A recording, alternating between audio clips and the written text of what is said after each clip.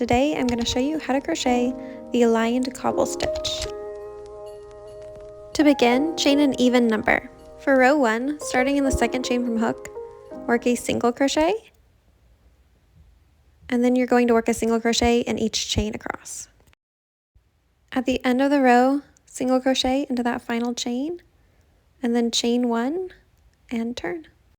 Row 2 is where we're going to get some texture. We're going to be alternating single crochets and treble crochets. So in the first stitch, work a single crochet, and then in the following stitch, work a treble crochet. For the treble, that's yarn over twice, insert your hook into the stitch, yarn over, pull through loop, yarn over, pull through 2 loops, yarn over, pull through 2 loops, yarn over, pull through 2 loops. That is the treble stitch. And then in the next stitch, you're going to work a single crochet.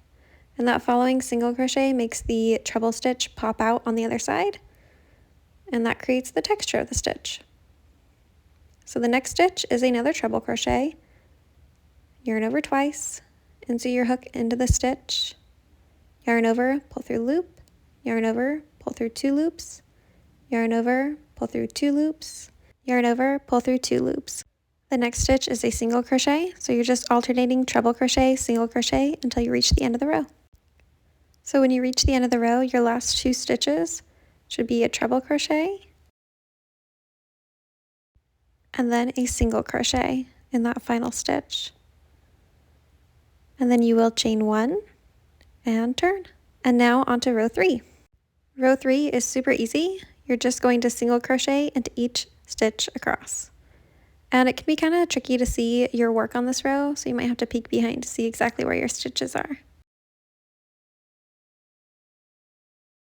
When you reach the end of the row, your final stitch is going to be a single crochet, of course. And then you will chain 1 and turn. And then you can repeat rows 2 and 3 until your project reaches your desired length.